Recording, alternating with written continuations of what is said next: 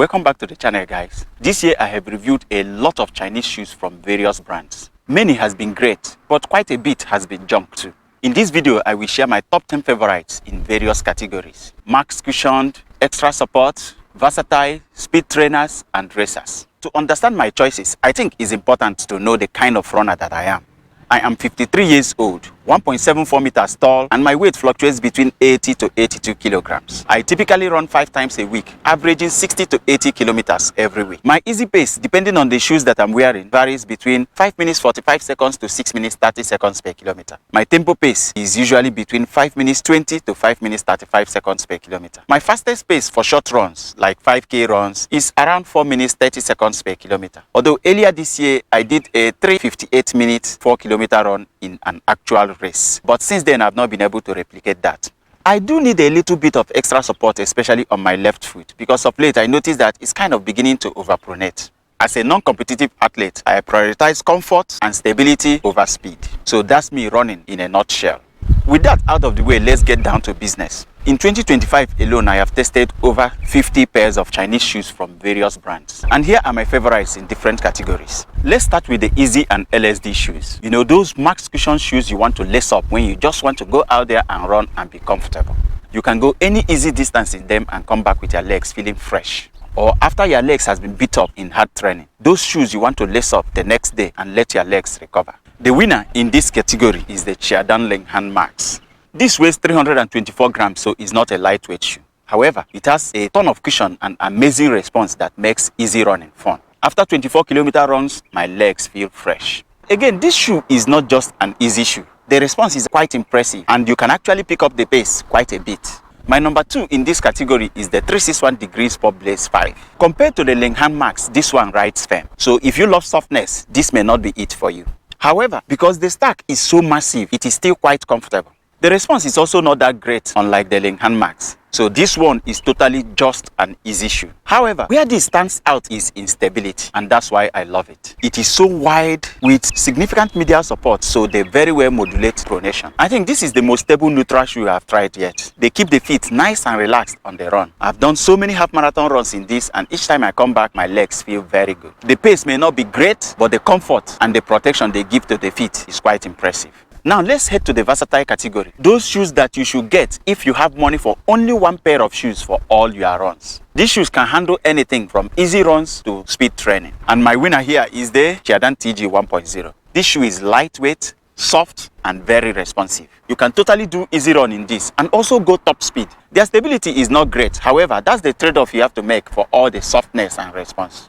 My runner-up in this category is the Li-Ning Red Hair 8 Pro. This one can also handle anything that you throw at it. However, it comes second for me behind the TG 1.0 because the TG is softer and handles easier paces better.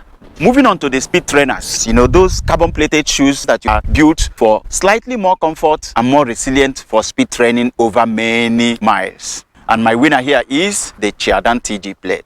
This shoe is not super light, however, the response is remarkable. It is very comfortable, decently stable, and very responsive. Some people can even do a full marathon in this. And an additional benefit is that it's got a ton of soft cushion and is very responsive. So this shoe can totally handle easy paces, unlike most speed trainers. My second shoe here is the 361 Degrees Flame 4.0. This shoe has been one of my favorite shoes for quite a bit. You know, I've also done my 100-mile review of this. I put in over 250 kilometers in this, but you can see the shoe is still quite intact. This one is super light, stable, comfortable, and fast. But I feel like with what is available in the market, it didn't quite meet up to race day standards. So that's why I put this down as a speed trainer. Now, for those who need extra support, especially with pronation, my top pick here is the 361 Degrees Fierce Max. Neutral runners find stability shoes unappealing for many reasons. Number one is that compared to neutral shoes, many stability shoes are heavy and not responsive. Compare the Nimbus 25 and the Qiaodan 30. Another reason is that many of them have medial post that feels like a lump under the arch of the feet and can be quite uncomfortable, like in the Nike Structure 26. However, in the Fierce Max, the technology is different and is brilliant. This one has no medial post. It does not slant your feet outwards. It doesn't have too much extra foam on the medial side, so the neutral runners can fit nicely into this one. If you check the heel of these shoes, you will see that there are two foams, the white part and the dark part. This part is nice, soft and responsive foam,